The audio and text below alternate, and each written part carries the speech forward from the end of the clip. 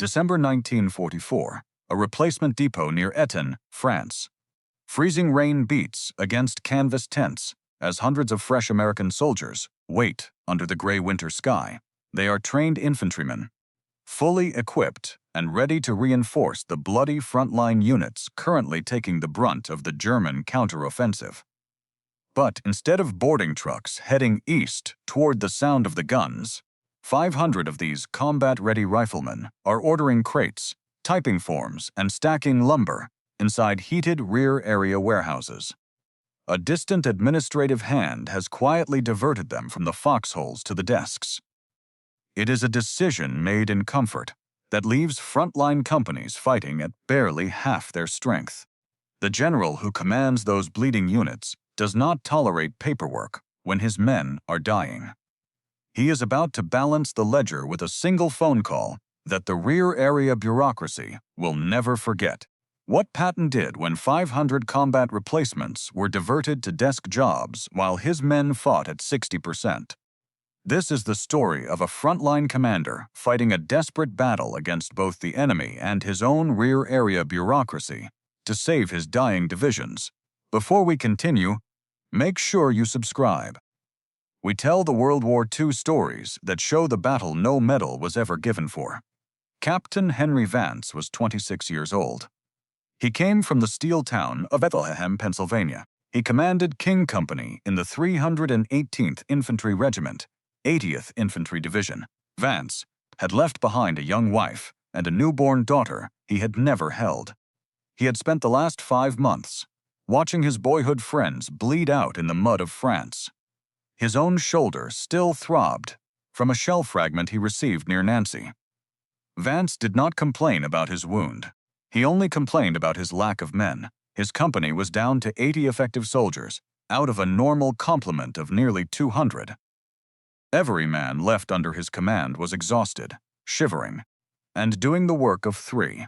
On this freezing morning, Vance stood at the edge of the Eton depot, staring at a clipboard that confirmed his worst fears. Colonel Arthur Graves was 45 years old. He grew up in a mansion in Philadelphia, Pennsylvania. He served as the personnel chief for the communications zone in this sector. Graves believed that war was a massive business enterprise driven by logistics and paperwork. He often remarked that an army with unfiled records was an army destined for defeat. He wore a tailored winter coat, and his leather boots were polished to a mirror shine. Graves spent his days in a heated brick building far behind the lines, surrounded by typewriters and carbon paper. He had never seen a German soldier, and he had never heard an artillery shell detonate. To Graves, every unit in the United States Army was simply a column of numbers on a master spreadsheet. He believed his administrative clerks were just as vital as any rifleman in a muddy trench. He had just signed the order that kept 500 combat troops from reaching Captain Vance. The European winter of 1944 was the coldest in a generation. Across the frozen forests of the Ardennes, the German army had launched a massive, unexpected counteroffensive that threatened to split the Allied lines in two. General Patton's Third Army had executed a brilliant, bruising turn to the north, rushing into the southern flank of the penetration to relieve the besieged crossroads town of Bastogne. The fighting was brutal, relentless, and costly. Daily casualties were mounting at an alarming rate, and the American divisions, holding the line, were losing riflemen faster than they could be replaced. Infantry companies that had entered the month with nearly 200 men were now facing the enemy with 80 or 90 shivering survivors. Every single man who fell created a hole in the line that could not be easily filled. In this climate of absolute crisis, the American military machine was stretched to its absolute limit. The rapid advance across France had left a chaotic wake of supply lines stretching hundreds of miles back to the coast. This massive network was managed by the communications zone, a sprawling bureaucratic empire that grew larger with each passing mile. Because the rear area commands operated out of sight of the actual fighting, a dangerous disconnect had formed between the men in the mud and the men at the desks.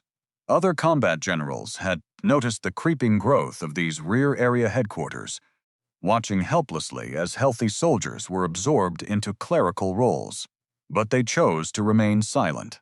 They chose to avoid a political fight with the powerful administrative system, while focusing strictly on the tactical map.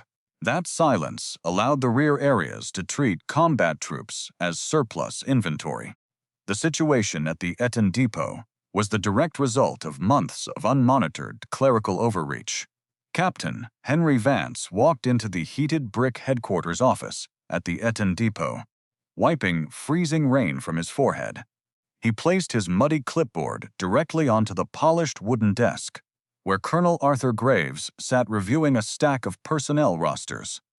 Vance cleared his throat, trying to keep his voice steady despite the deep fatigue settling into his bones. Colonel Graves did not look up immediately, carefully finish writing a line with his fountain pen, before finally raising his eyes. "I am here to collect the 800 replacement riflemen assigned to the 80th Infantry Division," Vance said. Colonel Graves leaned back in his leather chair, tapping the neat stack of paper before him. "You have a partial shipment waiting outside, Captain. You are cleared to take 300 men." Vance shook his head, leaning over the desk slightly. "My regiment is at 60% strength, Colonel. My specific company is down to 80 men.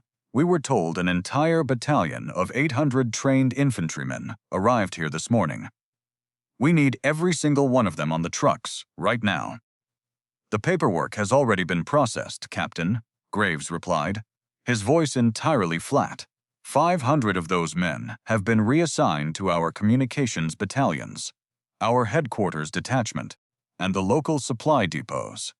Their service records have been updated accordingly." "You can't do that," Vance said, his face tightening. "Those men are trained riflemen. They are meant for the front line.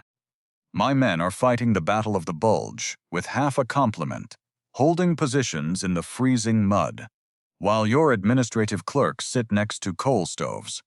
Colonel Graves adjusted his pristine winter coat, his eyes narrowing slightly. "Every vacancy in this theater is equal. A vacancy is a vacancy, whether it is a clerk's desk 30 miles behind the lines or a foxhole on the perimeter. The rear area units have authorized strength requirements that must be met to maintain our operational efficiency. Filling those administrative roles is not optional, Captain.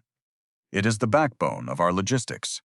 Logistics won't matter if the Germans break through our line because we don't have enough rifles to stop them," Vance said, his voice rising slightly. "You are keeping combat-trained soldiers to file paperwork and guard secured supply dumps while infantrymen are dying." Colonel Graves stood up, smoothing his tailored uniform. "Your tone is borders on insubordination. Captain, the decision stands. You will take your 300 men and leave the remaining 500 where they are. This headquarters operates on systematic completeness, not battlefield panic. The matter is closed." Vance stared at the colonel for a long moment, realizing the absolute futility of arguing with the desk-bound commander.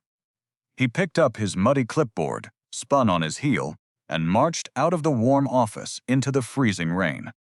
He walked directly to the nearest communications tent and ordered the operator to patch him through to 3rd Army Tactical Headquarters.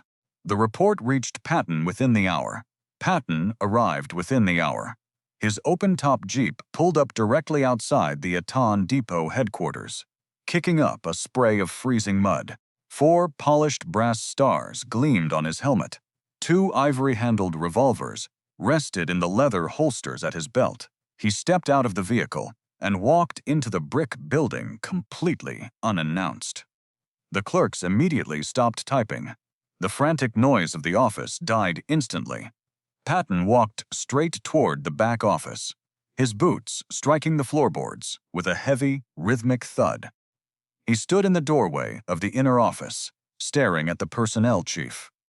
Colonel Graves looked up from his paperwork, his face pale as he quickly scrambled to his feet. "Where are my 800 replacements, Colonel?" Patton asked. "Sir, 500 of those men were diverted to the communications zone units under my command, Graves answered. Who authorized that diversion? Patton asked, his voice low and cold. It was authorized by Communications Zone Personnel Headquarters, sir, Graves said, clearing his throat. Our rear area units have specific authorized strength that must be maintained. Patton studied him for a long moment. He did not raise his voice. He did not throw his gloves. He simply let the silence fill the room until the colonel began to shift his weight from foot to foot. You took 500 combat-trained riflemen and put them in rear area units while my frontline companies are fighting at 60% strength, Patton said. My soldiers are dying in the snow right now because they do not have enough men to hold their flanks. Your soldiers are typing letters because they have too many men to fill their desks.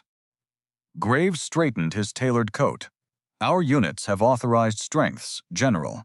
The administrative backbone of this theater cannot function without complete clerical staffing. Your units have desks, Colonel, Patton said. My units have foxholes. A desk does not shoot back at the enemy. A foxhole does. You have a very simple choice to make right now. You will send me 500 riflemen by tomorrow morning, or I am calling General Eisenhower directly to have your entire headquarters staff reassigned to the frontline trenches. Decide now. Colonel Graves stared at the general, his mouth opening slightly before he swallowed hard and nodded his head. The paperwork on his desk remained completely untouched as he agreed to the order. The order was executed before the next sunrise. Military police officers from the Third Army arrived at the Etienne Depot with a fleet of heavy canvas-covered transport trucks. They stood in the muddy compound under the gray morning sky, checking off names as 500 men were stripped of their pens, their ink pads, and their administrative ledgers. Colonel Graves watched through the glass window of his warm brick office as his pristine clerical system was dismantled in a matter of minutes. He could hear the heavy rumble of the truck engines idling in the courtyard, shaking the dust from his display shelves.